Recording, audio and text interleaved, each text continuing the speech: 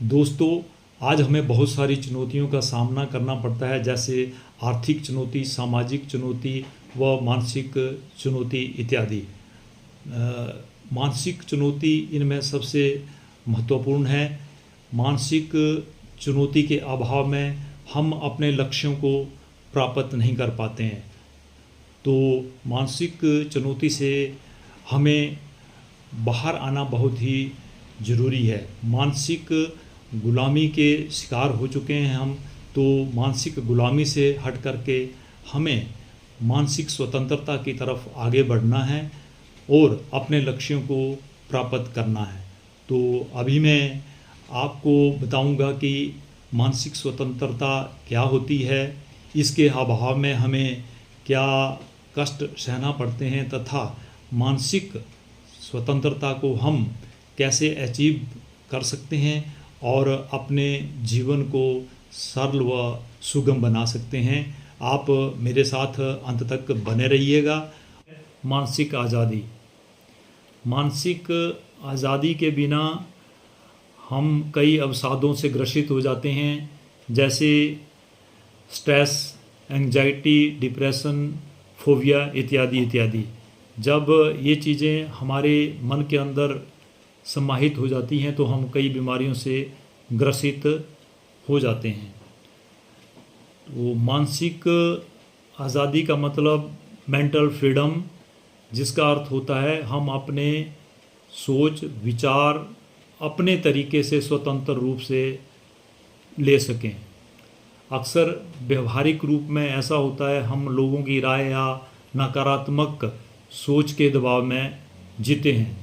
जब व्यक्ति मानसिक रूप से आज़ाद होता है तो वह अपने तरीके से अच्छी तरह से सोच पाता है, अपने निर्णय खुद ले सकता है और जीवन को अपने तरीके से जी सकता है। मानसिक आज़ादी प्राप्त करने के लिए मैं कुछ आपको सुझाव देता हूँ, जिससे हम मानसिक रूप से आज़ाद रह सकते हैं और अच्छी तरह से अपना जीवन यापन कर सकते हैं। सबसे पहले स्वयं को समझें। हर एक व्यक्ति की अपनी ताकत और कमजोरियां होती हैं, तो हमें अपना ध्यान अपनी जो स्ट्रेंथ है, ताकत है, उसकी तरफ रखना चाहिए, ना कि जो हमारी कमियां हैं उसकी तरफ सोचना है। हाँ, कमियों में सुधार जरूर लाना है। अपने असली विचारों और इच्छाओं को समझें, ना कि सिर्फ समाज की अपेक्षाओं को। हमें समाज द्वारा थोपे हुए विचारों को ग्रहण नहीं करना है। जो हमें अच्छा लगता है और समाज के लिए भी अच्छा होता है, हमें उन विचारों को ग्रहण करना चाहिए। इसके अलावा हमें हमेशा हमेशा सकारात्मक सोच रखनी चाहिए। सकारात्मक सोच ऊर्जा बनी रहती है और मानसिक रूप से हम ऊर्जावान होते हैं। हर एक आदमी की अपनी अपनी खूबी होती है, तो अपनी तुलना को किसी अन्य व्यक्ति के साथ ना करें। हमेशा अपने आप को अच्छा महसूस करें और इसके अलावा हमें वर्तमान में जीना सीखना चाहिए। ज़्यादातर हमारा वर्तमान समय भूतकाल के विचारों में या भविष्य की प्लानिंग के बारे में चला जाता है। जो भूतकाल के भी हमें वो विचार ज़्यादा आते हैं जो नेगेटिव होते हैं।